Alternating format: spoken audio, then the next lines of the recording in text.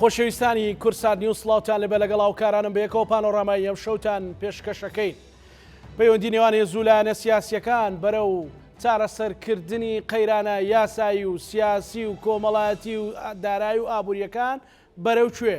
ئەو پەیوەندی ئێستا لە نێوان هێزوو لایەنە سیاسیەکان هەیە.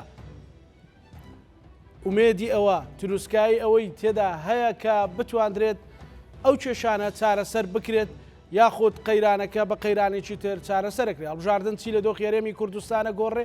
ئەگەر هەڵبژاردن نەکرێت چی لە دۆخی هەرێمی کوردستان ڕوئەدات؟ ئەمەوانە و زیاتریش لەگەڵ بەڕێز هۆشیار عومەر ئەندامی جوواتی نیشتیمانی بزوتنەوەی گۆڕان گفتوگۆکەین. خێر بێت. زۆر سپاس. زۆر سپاس کاک گۆشیار. ماوەیەکە گفتوگۆمان نەکرد. بەڵێ. جا تۆ هەمیشە شتی تایبەت و ژوورە تاریکەکان بە بینەرەکانمان هەڵی سپاس دەکەین. هەڵسەنگانت بۆ دۆخی ئێستای پەیوەندی نێوان هێزوو لایەنە سیاسیەکان، ینی تۆزێک زۆر مەتاتی نەکەین، تۆزێک لەسەر ئەوە قسە بکەین، ینی پەیوەندیەکە پەیوەندیشی تەندروست و ئاساییە یاخود نەخێر؟ بەڵێ دیارە لە هەموو سیستەمێکی سیاسیات چەند جۆرێک لە پەیوەندی هەیە. ئەو سیستەمانی بە تەواوی دیموکراسین هەڵبژاردن هەیە و کۆی بینین لە زۆربەی وڵاتانە پارتێکی سیاسی سەرەکەوێ ئەوەی بەرامبەر کە سەرناکەوە ئیدۆڕێنێت ئەبێت بۆ ئۆپۆزیسیۆن و سەرکەوتەکە حکوومەتەکەی دەست لە 24 ساعتە. جۆرێکی تر لە هاوسەنگی هەیە بۆ سیستەمانی کە هێشتا نەبوون بە سیستەمێکی دیموکراسی، هەندێک خستەتی دیموکراسیانتیایە توانی پێیان بڵێ دیموکراسی ناتەواو. ئەو جۆرە لە سیستەمێکی ئێمە هەمانە کە هەڵبژاردن هەیە بەڵام بۆ نمونە حکمی قانون نییە، لەو حاڵەتەیە هەڵبژاردنەکان وەکو پێویست پاک نین، ئازادەکان وەکو پێویست پارێزراونین، ئەگەری هەیە بگەڕێتەوە بۆ دواوە، ئەگەریشی هەیە بڕوا بەرەو دیموکراسیەکی تەواو. لەم جۆرە سیستەمانەیە عادەتەن هاوسەنگی زۆر گرنگە ڕابژێرێ. ڕوانین و دیدگای سەرکردەکان بۆ ئیدارەکردنی پەیوەندەکان ڕۆڵی هەیە، چونکە دامەزراوەکان هێشتا وەکو پێویست نین و ئەوەندە نەچەسپاوە کە پشت بە کەسەکان نەبەستێ. هاوشێوەی ئەو وڵاتانەی دیموکراسین کە ئەگەر سەرۆکەکەش نەمێنێت ژووکاری خەڵک و ژووکاری حکوومەت و ئابووری ئەوە بەردەوام جۆرێک لە دڵنیایی هەیە. لە هەرێمی کوردستانە بە چەند خۆناغێکا ڕۆشتووە. لە نەوەدەکانە سەرەتا باش بوو، بەڵام دواتر بەهۆی ئەو ناهاوسەنگیەوە شەڕی ناوخۆ دروست بوو زۆر بەداخەوە کە تاریخەکەی شەڵاقەت ناگەڕێتەوە. لە دوای 2003 ئەولویات لەبەرەوەی بەغدا و نووسینەوەی دەستور بوو، چ مام جەلال، چ کاک نەشیروان، چ کاک مەسعود ڕوانینی تیان هەبوو کە کورد ئەو مافانەی 100 ساڵە هەوڵی بووە لە دەستور بیچەسپێنەوە. ئێستا ئێمە تا ڕادەیەک هەرێمی کوردستان لە هەندێک شت پارێزراوە قەڵغانی هەیە، ئەو جودەی ئەو کاتەیە کە لە دەستورە هەندێک شت ئینکرا و لە عێراقشا بەردەوام باسی گۆڕانکاریەکە ئەکەن لەوەیە، بە تایبەتی پیان وایە کورد زیاد لە حەدی خۆی مافی پێدراوە. لە دوای ئەوە کە بزوتنەوەی گۆڕان دروست بوو ئەو باڵانسە تێکچوو تا ڕادەیەک. ئێستا ئەوەی کە ئێستا ئەگوزاری ئاسەواری ئەو هاوسەنگی پێشووە دەرەنجامە. بەڵێ بۆ نمونە پارتی دیموکراتی کوردستان کە قەبارەیەکی هەیە گەورەترە لەی خۆی ئەمە بپارێزێ، یەکێتی قەبارەیەکی هەیە پێی وایە بچووکترە لەوەی کە هەیە ئەوێ گەورەتری کا. بۆ نمونە لایەنەکانی ئۆپۆزیسیۆن لە ئاستی جیاجایە پەیوەندەکانیان هەندێک کەس سوینی تایبەت هەوڵدەن خۆیان جێ بکەنەوە لە سیستەمەکەیە کە ئەوە ئێزگار قورسە. بزوتنەوەی گۆڕانەکە بە قۆناغی جیاجایی پەرلەمانی و ئۆپۆزیسیۆن چۆتە حکوومەت بە توندی تا داخستنی پەرلەمان و حکوومەتی لێکەوتێتەوە، چۆتە حکوومەت بەهێمنی کە ناڕەزایەتی خەڵک و بۆ هەڵسوڕاوانەی لێکەوتێتەوە. لەبەرەوە ڕێگەی دروست ئەوەیە کە سەرکردە سیاسیەکان لەسەر هەندێکی استراتیژی ڕێبکەون، ئەو لایەنەی پیان وایە لە هەڵبژاردن زیانەکرێن دڵنیایان بدرێتەیە کە ئەو هاوسەنگیە پارێزراوە بێ و ئەو لایەنانەشی کە کەمە بنەوە بە هەمان شێوە ینی پێیان بوترێت کە کەمبوونەوەی کورسیت ئەگەر ڕێژەیەک بێ یاخود لایەنەکانی ئۆپۆزیسیۆن ئەگەر بە ڕێژەیەک بێ مانای ئەوە نییە کە کۆی سیستەمەکە قۆر خەکرێتەوە، چکە لەم جۆرە سیستەمانە ئەبێت جێگەی هەمووی بکەیتەوە لە ژێرخێوەتەکەیە، ئەگەر نا ئەبێ بە کێشە و بە سەرێشە بۆ سیستەمەکە. لەبەرەوە ئێستا ئەوەی زاڵە لە غیابی ئەو دامەزراوانەی کەوتمان، لە غیابی ئەو هاوسەنگەیە ڕێی کەسەکانە زۆر جار ڕێی کەس لایەنە حیزبەکانە جاری وایە بە لێدوانێک بە هەڵوێستێک پەیوەندەکان تێکەیەن و کە پەیوەندیش ئاڵۆزە بێت چاکردنی تۆزێ قورسە. قبولەکرێ ئەمانەی کە ئێستا هەیە مەسەلەن پارتی لەو حەزمی خۆی کە زیاتر ڕۆیشتو بێتە خوارەوە و یەکێتی قبول کات و ئەو دۆخە بەو شێوەی کە بەڕێزت زۆر جوان باست کرد مەسەلەن پێ دوایە بە ئاسانی هەزم بکرێ؟ زانی کاک زانای خۆی خاڵێکی ناکۆکی ریفۆرم کاتی خۆی لە ناوێشێتی هەتا کاگنەشوان لەگەڵ مامجلال و برادران ئەوە بوو کە ئەو سیستەمی سەرۆکاتی چۆن دروست کرا کە سەرۆکاتی حکوومەتەرێن بۆ پارتی بوو پرسی نەوت ناوخۆ هەواڵگری پەیوەندەکانی دیبلۆماسیەکان ئەمە ناتەبیعیە.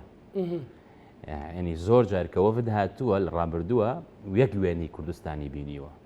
زۆر جار هەندێک پێگە هەبوو بەکارهێنراوە بۆ گۆشەگیرکردنی بەشێک لە کوردستان بۆ گەیاندنی وێنەیەکی ناتن دروست و نادروستی کوردستان ئێستش هەندێک لەوانە ئەبینی. لەبەرەوە هەند لە ناو پارتیشە دوو ڕێی هەیە. ڕێیەکەوەیە کە ئەڵێن نەخێر ئێمە ئەبێت بەم شێوە بەردەوامین. ڕێیەک هەیە ئەڵێت لە کوردستانە لەبەر ئەوەی سیستەمەکە سیستەمێکی بە تەواوی پێنەگەشتووە پێویستی بە گۆڕانکاری ڕیشەی هەیە ژمارەی کورسی بڕیار نایەت کە ئایا هێزێک بە تەواوی گۆشەگیرەکرێ یان نا مەگەر بۆ ئولانانی ئۆپۆسیۆنن کە خاوەنی هێز و چەک و دارایی خۆیان نین خاوەنی کۆمەڵێک پەیوەندی دەرەوە نین.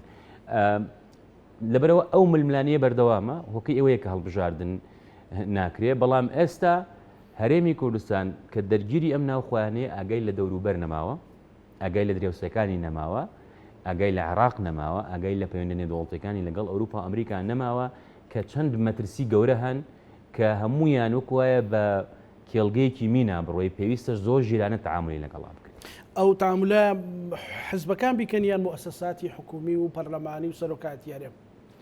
زەنی گرفتەکە لە چیە؟ زۆر جار هەندێک کێشە هەیە ینی گرەی پەنجە و دەستن ئەکرێ بە گرەیدان. لێدوانێک زۆر جار پەیوەندەکە ئاڵۆزەکە و ئینسانی سیاسیش تایبەتمەندی سەرکردە گەورەکان ئەوەیە کە لەسەر ئەو جۆرەشتانە بڕیار نایە. ئەوەندەی کات بە دۆستەکانیانەوە سەرفەکەن هێندە و نیوە کات بە نەیارەکانیانەوە سەرفەکەن بۆی ئەو پەیوەندیە بە بەردەوامی هەبێ. ئەمجی لە نوێیە من لە بەرنامەی پێشترا لەگەڵ تۆ باسم کردو بەداخەوە ئەو تەجروبەیی نییە کە مامجلال کاک نوێشروان کاک مەسعود هەیان بکە تەماشا بکەی کاک مەسعود هەست بە تەنیایەکی زۆرەکە ئێستا چکە ئەو جیلە بە ململانی و شەڕی ناوخۆیی شار و شاخاچ و گەشتنە ئەو باوەڕی بەرەی کوردستانی دروستکەن. شەڕی ناوخۆ کرا گەشتنەوە باوەڕی لە بەغدا ئەبێ بە یەکەوە بن بۆ ئەمە لە خزمەتی خەڵکایە، لە خزمەتی سەقامگیریایە، لە خزمەتی گەشەی ئابوووریایە و لە خزمەتی حزبەکان خۆشیانایە. چونکە شەڕ ڕابردوو ئەگەر وانەیەشی هەبێ بۆ کورد شەڕ چارەسەر نییە، هیچ کەسێک ناتوانێت لایەنەکانی تر ئەبێ یەکتری قبولکەین وەکو ئەوەی کە هەین و ئەبێ ئەوەش قبولکەین ئێمە وەکو میلەت وەکو نەتەوە چارە نووسمان بەیەکەوە بەستراوەتەوە. ڕێگەی گفتوگۆ، ڕێگەی دایالۆگ، ڕێگەی هێمن برۆزینەوە بۆ چارەسەرکردنی کێشەکان کە بەداخەوە ئەو جی لە نوێیە ئەم تەجروبەی نییە دەسەڵاتێکی زۆری لەبەردەستایە. زۆر جار ئەم دەسەڵاتە بۆ شتێکی ئانی بەکارێنێت. دیدگاکە دیدگایەکی کوردبینانەیە نەک دووربینانە و استراتیجی. باشە ئەمە دۆخێرەمی کوردستانی بردۆتە کوێ؟ ئەستا لە چەق بەستوویە وای لێ کردووە کە ئەمە تراژیدیای تاریخی ئێمەیە بەداخەوە میلەتێک ئێستا تێداین بەڵێ بێگومان میلەتێکە 100 ساڵ قوربانی بە بۆ ئەوی وڵاتێکی ئازادی هەبێ بۆ ئەوەی کە ئینسان بە کەرامەتەوە بژی. خۆ زۆربەی وڵاتان کە شۆڕشەکەن، زۆربەی میلەتان کە ڕاپەڕینەکەن کێشەی ئابووری نییە، کێشەی خزمەتگوزاری نییە، کێشەی ئازادی هەیە. چکە ئینسان لە باشترین سیستەمان بژی باشترین ئابووریە بێگەر ئازاد نەبێت ئازادی ئەوێت دوجار. ئێمە ئەگەر بمانوێت ئەو دۆخە چاکەین ئەبێت دان بەوەیە بنین سەرکەوتوو نەبووین لە بەڕێوەبردنی خۆمان و سەرڕای ئەوەش ئەو دۆستانی کە هەمانە لە ناوچەکەشە لە عێراقیشە لە ڕووی نێودەوڵەتیشەوە بە بەردەوامی دێن ئەیانەوێ هاوکاری و پشتیوانی کورد بکەن بۆی سیستەمێکی باشتر بنیاد بنێ. بداخەوە هەمیشە بەرژەوەندی شەخص بەرژەوەندی حەزب بەسەر بەرژەوەندی ئامەکانە زەڵبێت چونکە تاکو ئەم لەحزەیە کورد خاوەنی ئەمنی قومی خۆی نییە کە هەموو نەتەوەیە کۆمەڵێک پرەنسیپی هەیە کە قابل ئەوە نییە کەس پێشێلی بکات. ئێران بۆ نمونە سەرۆکی نوێی هەڵبژاردووە بەڵام استراتیژیکی ئەمنی قومی هەیە بۆ ناوچەکە بۆ جیهان بۆ ئەمریکا. سەرۆک ناتوانێت بەشێکە لە دامەزراوەی بڕیاردان ناتوانێت بە تەنها بڕیاردا پەرلەمان هەیە، کۆمەڵێک ئەنجومەن و شورا هەیە، ڕابەر هەیە. ئەمەش بۆ چییە؟ بۆ ئەوەیە کە وڵاتەکە بپارێزێ بۆ نمونە. ئێمە ئەمەمان نییە بەداخەوە هەندێک جار من سەرکەوتنی خۆم وەکو گۆڕان لەوەیە ئەبینم یاخود ئێمە نەک من زۆر جارەوە ئاڵین هاوڕێیان پێیان ناخۆشە ئێمە وەکو گۆڕان سەرکەوتنی خۆمان لەوە ئەبینین کە یەکێتی بکەوێت کە پارتی بکەوێت. باشە ئەگەر تەماشای ئەم چەند ساڵە بکەی لە 2009 و 11 و 13 تەرکیز لەسەر چی بوو؟ گۆڕینی سیستەم، ئابوووریەکی سربەخۆ، یاخود ئابوووریەکی باشتر چکۆشی سربەخۆی ئابووری سربەخۆش ناشرین بووە ئێستا بڵێ ئابوووریەک کە تەنها پشت بەنەوت نەبەستێ پشت بە وارەکانی تر ببەستێت، بەهێزکردنی دامەزراوەی ئەمنی، بەهێزکردنی دامەزراوەی دادوەری. ئێستا شتەکان بۆ بەشتی ڕۆژانە بە موچە بە هەندێشت. بۆیە ئەگەر تێبینی بکەی خەڵکی ئێمە لە دۆخێکە لە دۆخێکی ماندووبوونایە. ئەڵێن ناومێدی من پێم وانە خەڵکی کوردستان ناومێد بن، بەڵام هەموو نەتەوەیە کە 10 ساڵ تێکۆشانەکە بۆ نبن بۆ هاورانی ماسەکەم یەشێتی کە دروست بوو 15 ساڵی خایەن ڕاپەڕین بوو ئەو 15 ساڵە گۆڕان هەیە. نەتیجە لەبەرەوە ئاساییە خەڵک ماندوو بێ، ئاساییە خەڵک شتێکی کۆنکرێتی نەبینیوە دوورکەوێتەوە لە سیستەمی سیاسی کە گەورەترین زیان و ئەوە وانەیەکی مێژوویە. هیچ سیستەمێک ناتوانێت بەبێ پشتیوانی خەڵک بەردەوام بێ. ئەوەی من کە تۆ باسی پەیوەندی حیزبەکانێک کرد تەنها شتێک کە نابینرێ لە گفتوگۆکانە لە کۆبوونەوە تایبەتەکانە خەڵکە کە ئەمە کێشە ئەسێسەکەی و بەوەش چارەسەرە بێ. منیش بەوە دەستم پێ کێشەی سیاسیمانەیە، یاساییمانەیە کە دامەزراوەکانە، ئابووری و داراییمانەیە، توان بڵێن دارایی زیاتر چکمە سیستەمێکی ئابووریمانە، کۆمەڵایەتی و ڕۆژانە کێشەی کۆمەڵاتی خۆی هەموو بەشێکی پەیوەندی بۆ هەیە کە بێ حزبەکان ڕوئیان هەبێوانە. ئێستا لە بەریتانیا کە هەڵبژاردن بوو شەڕ بوو لەسەرەوەی سیستەمی ئابووری خەڵک، سیستەمی کۆمەڵایەتی خەڵک، ژاری خەڵک ڕێکخرێتەوانە. ئێمە ئەوانە بە حزبەکان لێ بەرپرسیارن. ئەو هەموو کێشەیە هەیە کەواژە ئەوەی خەلەلەکە کە خەڵک سنتەر نییە. جا ئەمە من وایە ئەوە ڕاستیە بێگومان هەر غایبە، هەر غایبە. ینی من زۆریان نەبینم ئەوانەی لە ئاستی باڵاشە شتەکان کورتەکەنەوە لەوەی چی بۆ حزب باشە. سیاست بۆ خەڵکە، ئەم حکوومەتە هی خەڵکە، ئەم وڵاتە هی خەڵکە، حزبیش و سەرکردەکانیش کاتین هەمووی دێت و ئەڕوات. ئەمانەوەی کورد و کوردستان بند نییە بە یەک حزب و بە یەک کەسەوە. ئەنجا ئێمە ئێستا کورد لە ڕۆژ ئاواش جۆرێک لە بخۆ بەڕێوە بردنیان هەیە، هەر مەسوولێتەکە هەر بۆ خۆمان نییە، چکە تەنها ڕێگەیەک یارمەتی کورد برێ هەرێمی کوردستانە. ئەگەر ئێرە تووشی قەیران ببێ ڕوو بە ڕوو ئاڵنگاری بێتەوە سبەی نەبوون سوپای تورکیا هاتووە ئەو دەرگایە داخا لە شو ئەمریکا یارمەتی بە ئاسمانی تورکیا ڕێگەنایە، ئاسمانی عێراق ڕەنگە ڕێگەنایە، ئاسمانی سووریا ناتوانێت ڕێگەی بە. لە هەمان کاتیشە کێشەکانی پارچەکانی تری کوردستانیش ڕوئیامان ئەبێ وا بێ پشتیوانیان من بۆ چارەسەرکردنی بەهێمنانە، نەک بە توندوتیژی، نەک بە شەڕ. چونکە ئەگەر تێبینی بکەی لە ڕابردووە بۆ نمونە ئێران ئێمە هاوپەیمانی یەک بووین لە کاتی شەڕی ڕوبڕوونی بەعسە، بەڵام کێتە سەر ئاشتی، کێتە سەر سەقامگیری و ئابووری و خۆشگوزەرانی ناتوانین بەیەکەوە لەگەڵ دۆستەکانمان لەگەڵ دراوسەکانمانە کار بکەین. سروشتیە دراوسەکانی ئێمە وێنەیەکی ناتەندروستیان بۆ ئێمە بێ، بەڵام گرفتەکەی ئێمە چیە؟ ئەوەی کە لە ناوخوایکین زۆر جار بە لێدوانێک پەیوەندەکان تێکەین لەگەڵ دراوسەکانی شوا تەعاملمان کردووە. استیفزاز استراتیجی نییە. ئەزانی کاک زەنە زمانێکی هێمنی دیبلۆماسی، گەشەدان بە پەیوەندی ئابوووریەکان، دڵنیایی لەکوێ لێکلێر ناتێگەیشتن هەیە. بۆ بەرپرسی ئێرانیم بینیوە پێم وتون کاکە کێشەکە بە موشک چارەسەر نابێت. باشە بۆ تورکیاش ئەمان ڕاستە. ڕێگەی دیکە هەیە بە گفتوگۆ بە هەماهەنگی ئەم مەترسیە لە کوردستان هەیە، چونکە هەندێک لەو شتانەی ڕووەدا زۆرجار لە کوردستان لە دەرەوەی کۆنتترۆلی حکوومەتی ئێرەمە، لە دەرەوەی تەنانەت کۆنتترۆلی حیزبەکانیشە کە وڵاتێک گێتە ئێرە کوردستان بەکارێنێ زۆرجار بە ناسنامەیەکەوە دێت نەناسراون بۆ نمونە یا وڵاتێکی دیکەوە دێ. لەبەرەوە هەڵەکە تایبەت بە ناوچەکەش و بە عێراقیش ئەوەیە کورد دابەش بووە کە تۆ دابەشە بیت هێزی گەورەت لەگەڵایە تۆ ئەبی بە برا بچووک بۆ ئۆتۆماتیشی. کورد ئەگەر بتوانێت سەیری تەجروبەی سەڵتەنەتی عمان بکە، باش وڵاتێکی عەرەبیە، باشترین پەیوەندی لەگەڵ سعودی هەیە، باشترین پەیوەندی لەگەڵ ئێران هەیە. شەڕی ئێران و عێراق ڕوویدا هاوسەنگی ڕاگرت نە لەگەڵ ئەو پەیوەندی پچڕانە لەگەڵ ئەوروپا ئەمریکا باشترین پەیوەندیە زۆر جار پەیام هەبووە لە ڕێگەی ئەوانە گەشتۆ بە ئێران. باشە هەرێمی کوردستان کە ناتوانێت بەشێک بێت لە هاوکێشەی گۆڕانکاری و شەڕەکان، سیاسەتێکی هاوسەنگ لەگەڵ دراوسەکان بە دڵنیایی بۆ پاراستنی ئاسایش و ئەمنیەتی دوولایەنە بەرژەوەندەکانی هەردوولا با بڵین دراوسەتی باش و دڵنیاییش بدرێ بە دەوروبەر کاکە ئێمە قوتی ئەومان نییە بچینە شەڕێکەوە لەگەڵ ئەم دەوروبەرەیە. نمونەیەکی وا دروستکەین هەرێمی کوردستان بێ بە شوێنێک کە دوژمنەکانیش بتوانن تیا کۆ ببنەوە، شوێنی گفتوگۆ دایالۆگ بێ و هەم یەک پەیامان هەبێ بۆ هەموو وڵاتان.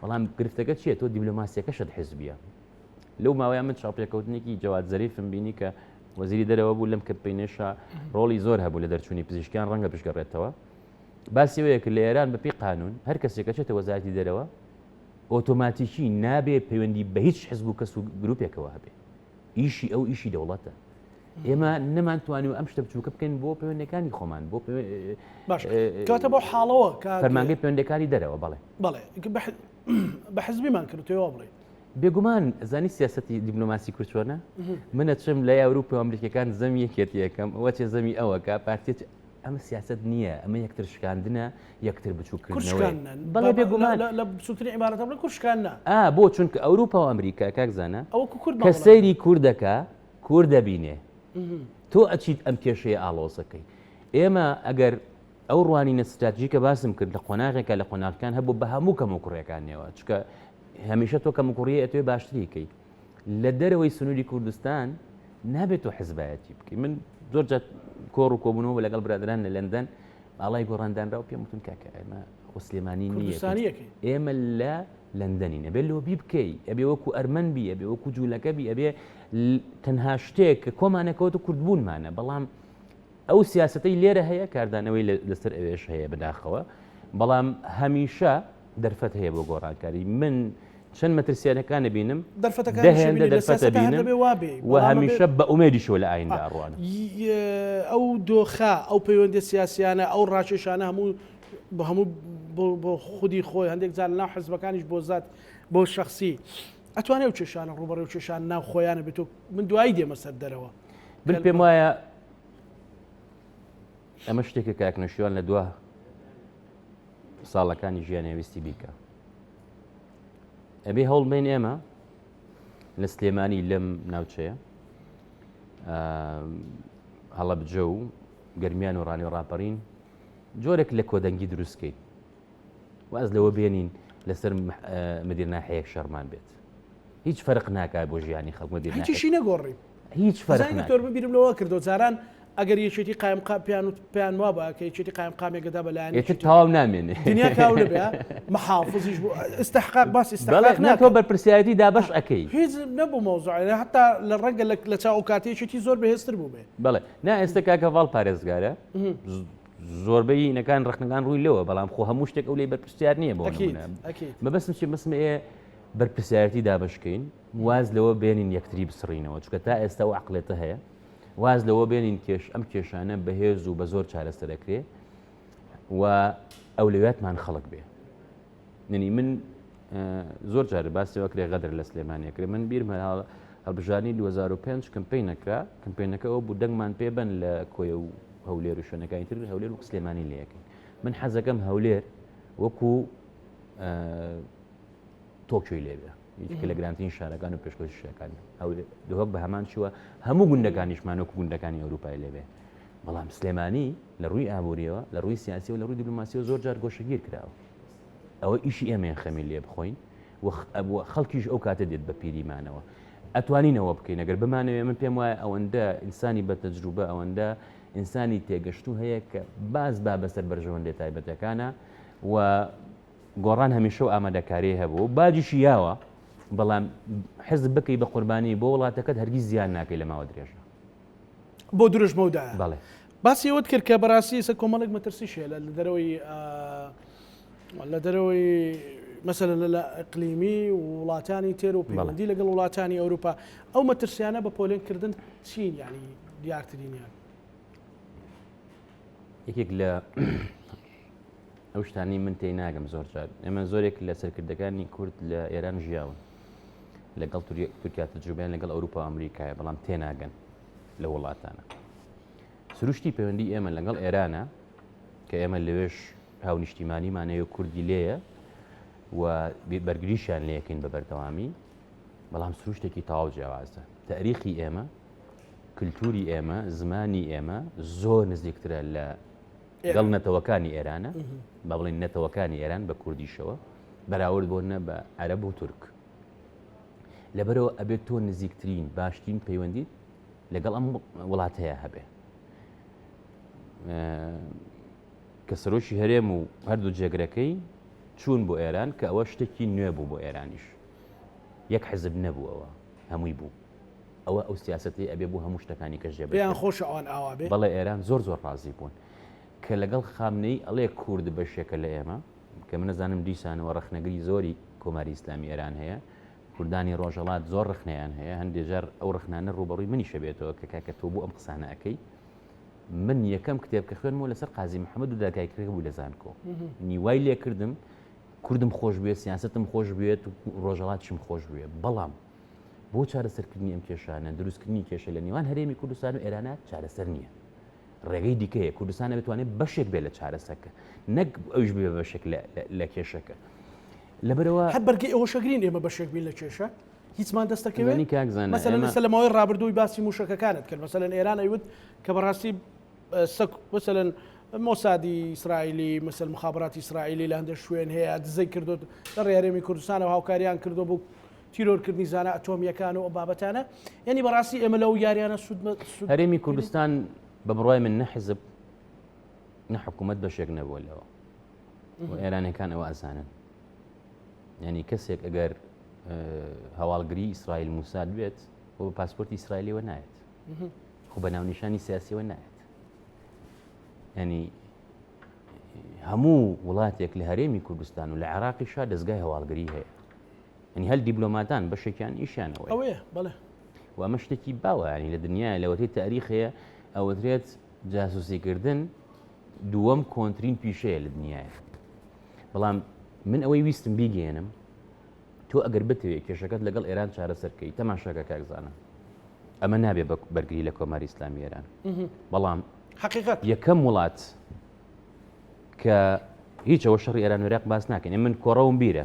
بەڵێ ینی ئێمە لە تەوێڵە بیارە بووین کۆمەڵێ بەرد و چینکۆ یەکدانرا بوو لە خۆمان بە منیش بیرمە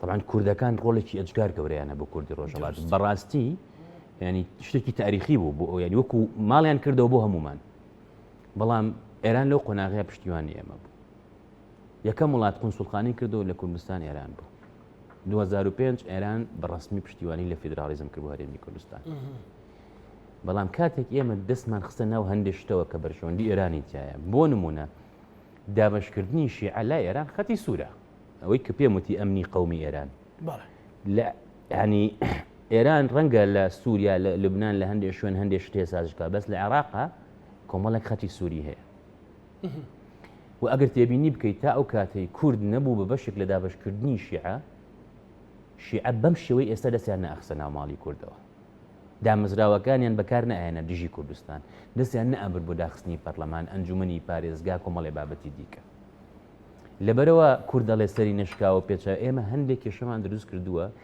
لەبەر ڕێیەکی شخصی کە پێم وتی لەبەر کوردبینیەکی کاتی بەبێت تێگەیشتن لەو هاوس بۆیە وتم ئەوانەی کە بڕیاردەرن زۆرجار تێناگەن لە وڵاتانە لەوێ ژیاوە بەس من نازانم لە کوێ ژیاوە چکە نە زمانەکە فێر بووە نەتی ئەگال لە شێوازی بڕیار نەب لە پەیامەکانیشان تێکات هەرچەنە ئەوەی ئەم دواییە ڕۆڵێکی باشی هەبوو ئەو سەردانە لەوەی کە ئەو شتانەی هێ من کردەوە و من پێم وایە زۆر وڵات و لایەنیش هەیە حەزەکەن ئێمە لە شەڕابین بەردەوام ئەسڵەن بۆی لە ئێمە بن لە هەرێمی کوردستان و سلێمانی بن وا وێنایەکەن ئەمە دەستی ئێرانی تایە ئەو وایە ئەو وایە ئەو وایە مەبەستی من چییە تۆ کە دراوسەیەکی وات هەیە فەرهەنگێک و کولتورێک و کۆمەڵە شتی هاوبەشت هەیە ئەتوانی بەشێک بی لە چارەسەر نەک وەکو ئەوی کە ڕوویا بێشە ئەوەی کە پەیوەندی بە تورکیاوە هەیە تورکیا ئەمە ڕەنگە ئێران هەزمیکە بەڵام ئایا تورکیاش بە هەمان شێوەی ئێران ئەوە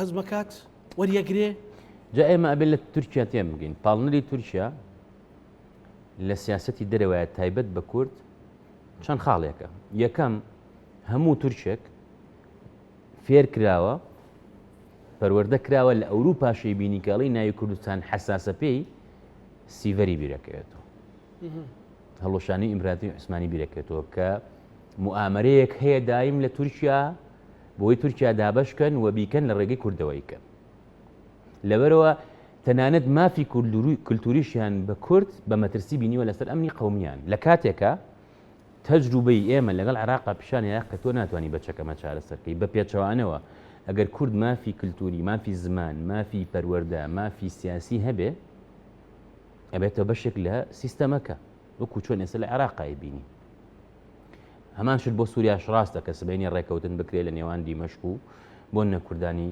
ڕۆژئاوای ئەمە فاکتەرێکیانە. فاکتەری دووەم لەوەتەی پەکەکە دروست بووە سیاسەتی تورکیا ئێجگار گۆڕاوە بە دوو لایەنە، لایەنێکی کە بەردەوام بە شەڕە تەبەن زاڵبوونی سیستەمی یاخود لایەنە سەربازەکە کاریگەری سە بۆ نە ڕۆژئاوا کە ئەوانەڵێن درێژکراوەی پەکەکەیە پێیان وایە ئەمە مەترسیە بۆ سەر ئەمنی قەومیان. ئەگەر تێبینی بکەی سەرەتا کە ڕۆژئاوا بەرەوە ئەچوو خۆی بەڕێوەبەرێ ساڵح موسلم زیاد لە جارێک چوو بۆ تورکیا گفتوگۆ دایلۆگ هەبوو.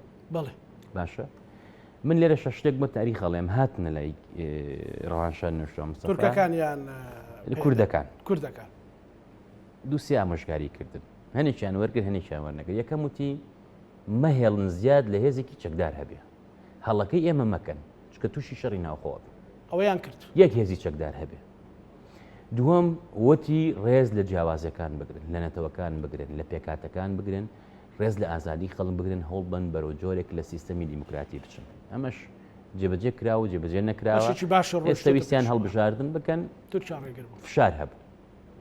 بەشێکی تری پێوتر کاکە هەموو کەس ئەزانێ ئێوە ڕوانین و بیرتان نزیکە لە عەبدوڵڵا ئۆجەلان با نەڵێن پاکەکە چکەوە دووبارەکردنەوەی قسەی تورکیاوێ لە کۆبوونەوەیەکە بە تورکەکانە وتمەوە وانە چکە ناتۆ ئەمریکا ئەوروپا ئەمریکا وا ناڵێن. مەبەستم یەک شتەکە زانە پێویست ناکە هەموو شوێنێک وێنێ بێ، هەموو شتێک دروشمی ئەو بێ باشە. چکە هەندێک جار لە سیاسەتی نێودوڵەتیە تیۆریەک هەیە بنیادگرایی تیۆریکی نوێیە بەراورد بە ڕیالیزم و بۆ نەلیبرالیزم کە نمونەیەکە هێنێتەوە ئەلەکزاندەر وێند کە یەکێکە لە بیردۆزەکان ئەڵێ ئەگەر لە فەزایەکی ترەوە خەڵکێکی ئەوە بێت ئێڵیەن بیانی بێت تۆ دوو ڕێگەتێت تەقەی لەکە ئەوش تەقل لەکە یا ئەوەی دایلۆگی لەگەڵا بکەی بۆیە گە تەماشا بکەی یەکێتیش و پارتیش جا بە باش بە خراپ ئەوە جێ ئێڵین بۆ تاریخ بە بەردەوامی لەگەڵ هەموو وڵاتێکە دایلۆگ و کەناڵێکیان هەبوو ئەگەر تایبەتیش بوو بێ بۆ چکە هەندێک شت هەیە توانی چارەسەری بکەی. ئەوە جێبەجێ نەکرا دوایە بێگومان دۆخی ناوخۆی تورکیا دۆخی ئابووری کاریگەری هەیە لەسەر ئەم ئەتجاهام و لەم ساڵانی دواییشا چڕتریان کردوێتەوە. من پێم وایە ینی قەت وا نەبووە تورکیا ڕاستەوخۆ لەسەر ئاستی باڵا بێ باسی کەرکوب بکات ئەوە تەداخل کات لە کاتێک ئەگەر عێراق دەوڵەت بووایە خاوەنی سەروەری بووایە قبوڵی ناکرد ڕێگەی نادا. ئەو قسەی مام جلال هەیە ئەڵێت کە تورکەکان کە دانیشتین تومێوە تارق عەزیزەوی تورکمانی نەتانوێرە هیچ بڵێن ئێمە دیفاعی شەکەین لە تورکمانەکە. پاڵنەرێکی تر لە ئێستا لە جیهان بە گشتی لە گۆڕانکاریایە سیستەمی نێودوڵەتی ئەم ڕۆژهەڵاتی ناوەڕاستش ئەم جەنگی غەزەیە کاریگەریکی ئەجگار گەورەی داناوە لەسەر هاوکێشەکان لە گۆڕانکاریایە. کاتێک کە گۆڕانکاری دروستە بێ بە تایبەت ئەمریکا کە ڕەنگە بوو هێزەی جاران لێرە تاک هێز نەبێ رووسیا هەیە چین هەیە ئێران دەوری هەیە وڵاتانی عەرەبی ئەگەر تەماشا بکەیت پەیوەندی باش لەگەڵ هەمووی ڕائەگرن بە رووسیاشەوە بە تایبەت ئەوانی کەندا و بۆشایی دروستە بێ کە بۆشایی دروستە بێ ئەو هێزانی ئامادەن ئەو وڵاتانی ئامادەن هەوڵدەن پڕێکەنەوە.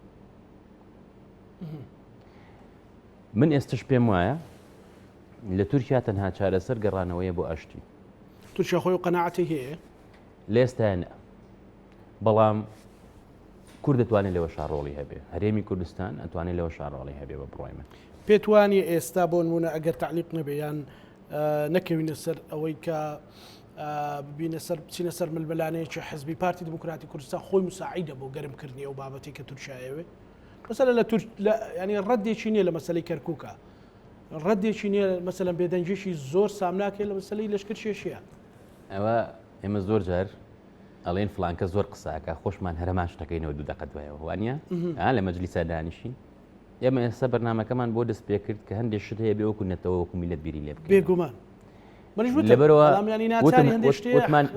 بەڵێ بێگومان وتمان هەندێک لێدوان هەیە ڕەنگە بۆ چەپڵەیەک بۆ شتێکی کاتی سوودیە بێ من بۆ خۆم وا بیر ناکەمەوە ئەو تاریخە زۆر ڕوونە چکە ئێمە دیارە دراوسەکانمان چۆن تەسەڕوفەکان پەیوەندەکانی پارتیش لەگەڵ تورکیا زۆر ڕوونە. من ئەو قسەی ڕانشان نەوشر مۆستەفا زۆر دووبارە ئەکەمەوە کە ئەیود لە ناوخۆیان بۆ یەکتر نەرمی بنوێنین پێویست ناکە بۆ دەرەوە نەرمی بنوێنین. من لەم بەرنامەی تۆ باسم کردو ئێمە پێمان قورسە دانیشین لە سلێمانی و لە هەولێر ڕێکەوین، بەڵام پێمان ئاسانە بچین لە بەغدا و تاران و ئەقرە دژیەک هەوڵ بین. کەس قازانجێتیان ناکاوە، هەرێمی کوردستان قازانجێتیان ناکات. ئەوەی تورکیا سیاسەتێکی تەواو جیاوازەوە، تورکیا دەمێکە بانگەشەی بۆ ئەکا، بەڵام ئەگەر تەماشا بکەیت دەوڵەتی عێراقیش هەندێک شتێ نایڵێ. پرسیارەکە ئەمەیە. من لەم بەرنامەی تۆیە لە بەرنامەکانی تری ئەوەیە چ ئێران بووە چ تورکیا بووە پەلاماری کوردستان دابێ هاتووم دیفاعم کردووە، چکە سلێمانی و هەولێر دووەک و هەڵابجا هەمووی کوردستانە. نابێ ئێمە خوا نەخواستە کە وتم شەرمەزاری جارێک لە بەرنامەکەی تۆ ئەگەر بیرێ بێ لە شارێک بدرێ من لێرەوە پێم خۆش، ئەمە کارەسات. ئەگەر زیان بە درەختێکیش بگان نەک هاوڵاتی کوردستان خوێنی کوردە. سەبەبی ئەم هاتنە بەمنەوە، سەبەبی ئەو موشەکانە، سەبەبی ئەو هەنگاوانەی لە بەغا ئەکرێ ئەوەیە کە ئێمە هەندێک خەتی سوور هەبوو بەرامبەر یەک بەزانمان. بۆ نمونە پارتی دیموکراتی کوردستان 2015 دەسەڵاتی خۆی بەکاری پەرلەمانی داخست، تاقە پەرلەمانێک کە تاریخی کورد بەرهەمی هێناوە، قوربانی کورد بەرهەمی هێنا. نەتیجەکەی چی بوو؟ بەغدا دەستی بر بۆ پەرلەمان دایخست. لە هەڵبژاردنە تەزویرە کرا. ئێستا خۆیان ئەڵێن وەڵا هەڵبژاردن تەزویرێک تێ و بۆ نمونە دیزاین کراوە. ئەوەی پێڵەن کارمە، ئەوەی کە ئەڵێن ئەوەی کەسێک بە نەحەق بکوژێ خۆشی بە کوشتن ئەڕوە. ئەمانە کۆمەڵێک کێشن، حتا ناکۆکێکی زیاتر بێت تورکیا، ئێران، عێراقیش زیاتر دەستە با بۆ ئەم شتە. پێشتر کە کورد یەکگرتوو بوو ئەم شتە ڕووی نایە. ئەگەر سەرکردەکانی کورد ئەچوون بۆ بەغا پێکەوە بچوو نایەوەکو قۆناغی پێشوو، هەرێمی کوردستان قەت ناگەشت بەو دۆخە، چکە کورد نەبووایە عێراق بەو نوعە دروست نابوو.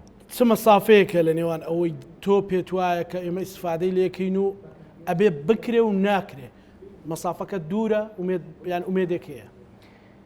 من پێم وایە خەڵکی کوردستان سەرڕای هەموو کێشەکان، سەرڕای ئەوەی زۆر جار ڕاگەیاندن سوشەڵ میدیا دەورە بینێ لەوەیە، بەڵام خەڵکی کوردستان ئەو پێکەوە ژیان نەیەوێت، ئەو لێک تێگەیشت نەیەوێت.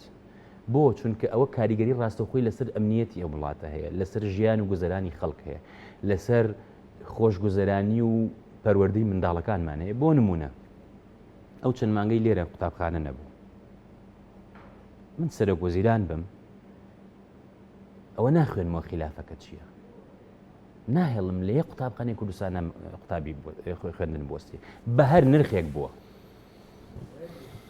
من سەرۆکی هەرێم بم ئەم کێشەیە چارەسەرەکە.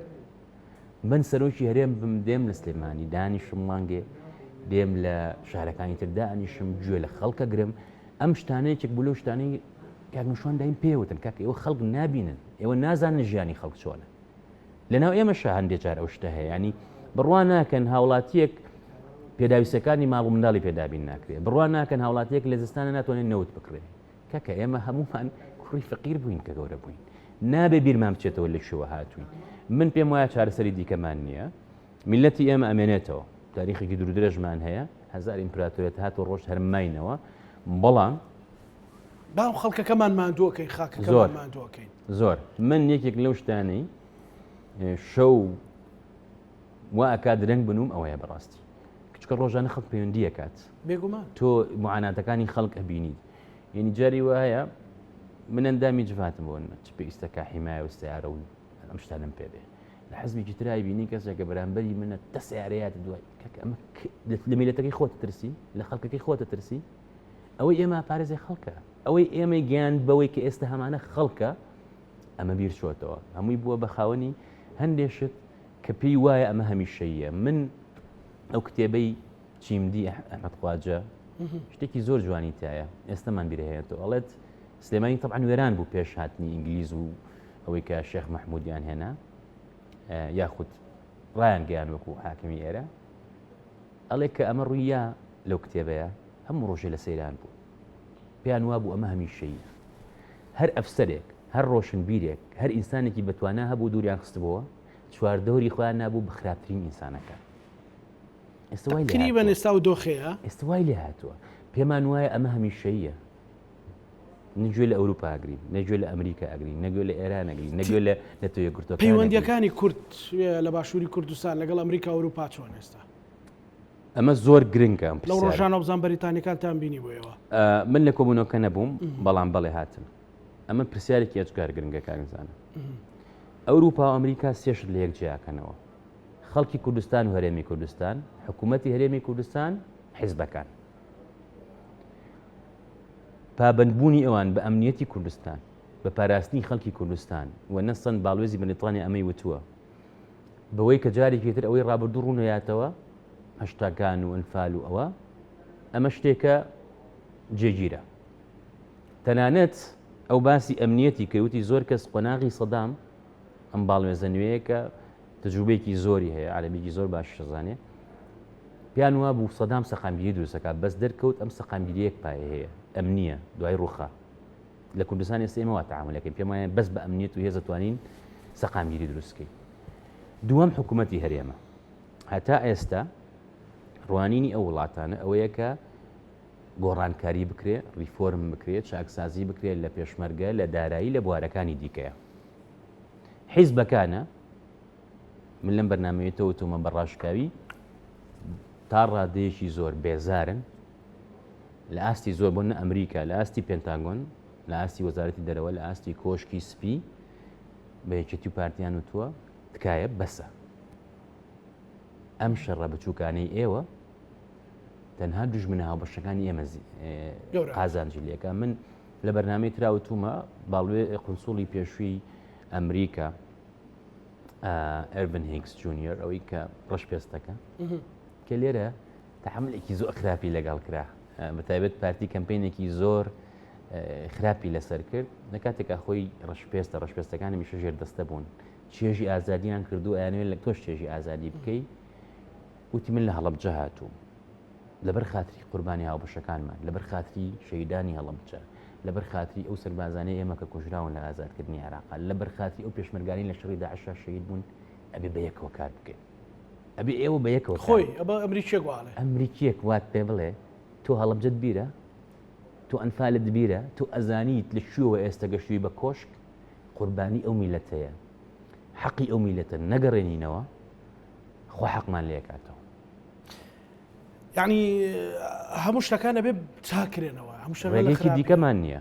باش هەڵبژاردن دوای چەندین دواخران ستا قەرارە بکرێ وانە؟ بەڵێ مدەکەی دیاری کرا و کۆمیسیۆن ئیشی بۆ کا و بەڵاموانەی لاو پرۆسەکەش خۆیان گومانیان هەیە بەڕاستی، ینی ترسێکەیە مەسەلەن نازانم لە حاڵەتی کردنیە چی ڕوو ئەدا تەسەوراتی تۆ بە کریمانەی تۆ بەو شێوەیە بەو دەراویشتانی لە بەردەستایە و ئەگەر نەکرێت دۆ خێرەمی کوردستان بەرەو شوێنگاوانێ.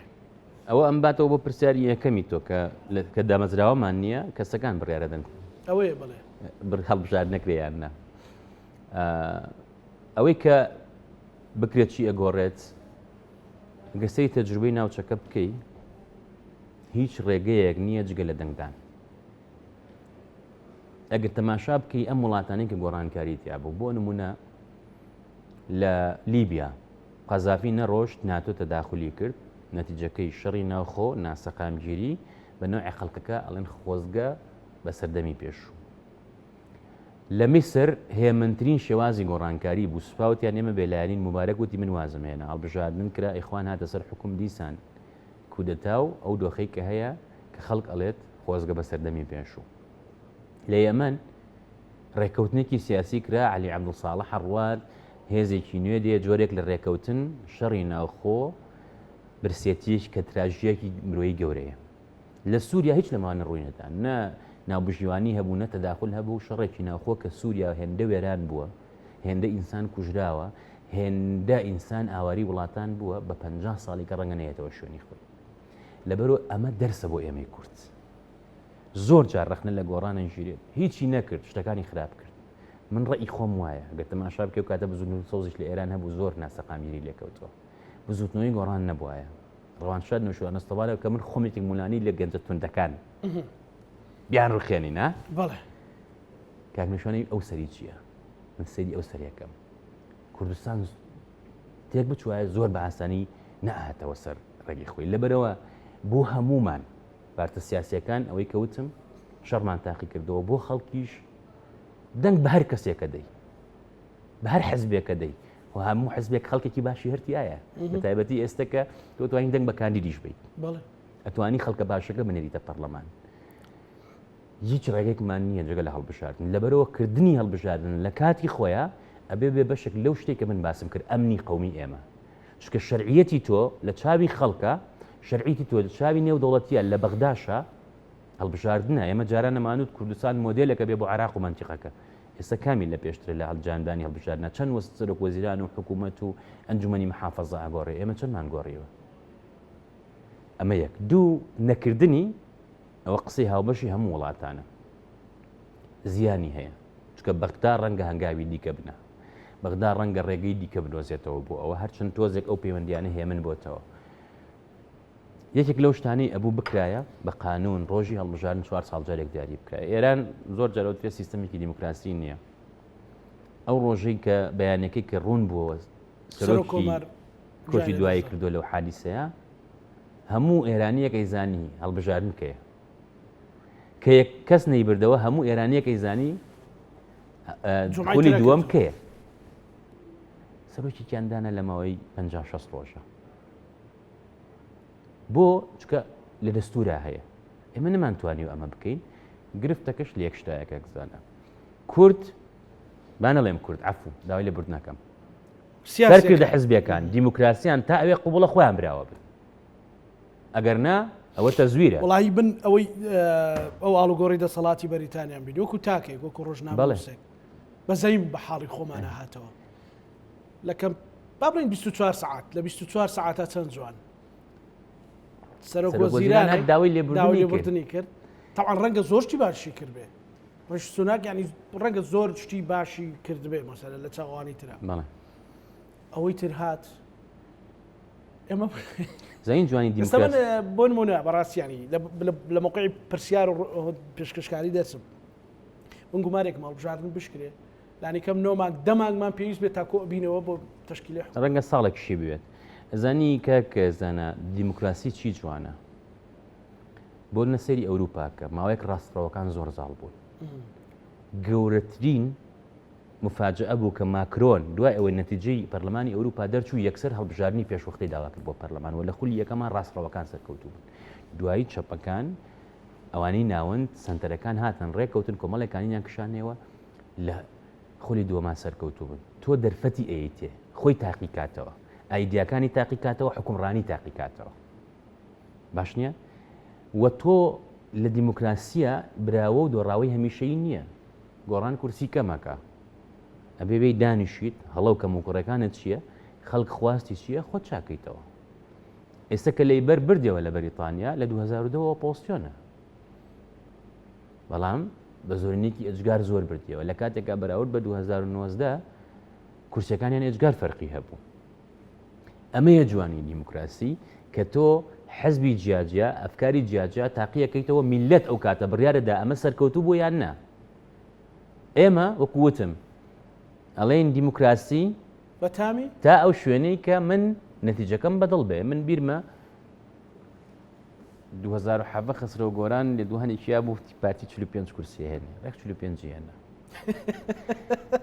هەڵبژاردننی 2013 گۆڕان 24 بوو یەکێتی هەژدە پارتی 38 ڕێکس 56 کرد ئەم ڕقەمانە درۆ ناکەن ئێستش بەشێک لەوەی هەڵبژاردن دو ئاکەوێ ئەمەیە و ئێمە دەریش کەوت لەوەی کە ئەمانوی سیستەمی سیاسی و سەرۆکاتی بگۆڕین کە کراش دواتر سەرۆک لە پەرلەمان هەڵبژاردن دنیا وێران نەبوو باشە زای زۆر لە شتانی کە نەبوو پەرلەمانی لەسەر داخی بەڵام بۆ نمونە ئەو کاتە پارتی پێیوا بوو بووە بە کەمینە من پەرلەمان کاکە ئەتوانی پەرلەمانیش دانەخەی ڕێگەی دیکە هەبوو دێم ئەڵێم بزوتنەوەی گۆڕان ئێمە ڕێکەوتنێکمان هەبوو ئێوە پێشێلتان کردووە ڕێکەوتنەکە هەڵەوە شێرمە بۆ پەرلەمانی میلەتەکە داخی تا دەرگا بکەیتەوە دەرەوەش ئەوە بکە بۆ نمونە ئەنێ ئەوانە خۆمان ڕشتمانە کاکە ڕێگەی دیکە هەیە پێش ئەوەی بگەی بۆ هەنگاوە هەزار هەنگاوی دیکە هەیە لەگەڵ گۆڕان دانیشم ئەڵێم کاکەژان هەندێک لەم کەسانی ئێوە لەم ڕێکەوتنی ئێمە لایەن ناوە ئێمە داواکەین بیان گۆڕن باشە ڕێگەی دیکە هەیە نە پەرلەمان داخەم نەئەچمە ژێرباری ئەوە دەرفەتێکە ڕەخسێنم بۆ گفتوگۆ نەک ئەویان نەکرد شتەکانی ئاڵۆستر کرد بە تایبەت ئەوەی بەرامبەر بە ڕەوانشاد نەوشیروان مستەفا کرد قەت بیرمان ناچێتەوە ئەوە نەوشیروان مستەفا لەگەڵ مام جەلال و ئەو هاوڕێی هەندی کە شۆڕشی نوێی دروست کرد ئەندازیاری ڕاپەڕین بوو ئەندازیاری چاکسوزی بوو توراسی و کولتوریی گەورەی جێهێشتووە ئێمە ئەو ماوەی پێشوو لەو چەند ڕۆژەیان لە ئێران بووین بە گەوری ئەجگار گەورەوە باسییانەکە تۆ دەسەبەی بۆ ڕەمزە چاوەڕێشیت بە یەکەوە کار بکەین ناکرێت لەبەرەوە ئێستا بۆ نمونە زۆرجا بە پارتەکانم دو ڕۆژێکەیە بۆ مەلا مستەفا مەلا مستەفای بارزانی پشووە ئەگەر ئەمانە ئەخڵیان هەبوایە نەتەوەیی بیریان بکرێت و بیریان لای حزب و خەڵکان و کارپێکن وایە هەمان ڕۆژیان دیارێ کرد بۆ مام جەلالیش و بۆ کاک نوشیروانیش تۆ بەمە نەتەوە دروست دەکەی کە ئەڵێ کاکەجان ئێمە کۆمەڵی ڕەمزمان هەیە ئەوی خۆشیانە پاراست هەموو کەم و کوڕەکانیان کە بەشێکی خۆی بۆ نەڕەوانشاد نوشیروان مستەفایەکێک لە ئازاترین سەرکردەکان دانی بە هەڵەکانی خۆیان ناوە بۆیە وەکو مشتیار من نایە بڵێم هیچ هەڵەیەشی نەبوو خۆی چکە لەوە فێرەبی لەو هەڵانە لە تاریخ فێرەبی چەند ئاسانە ئەو شتە ڕۆژێ بکەی بە پشوو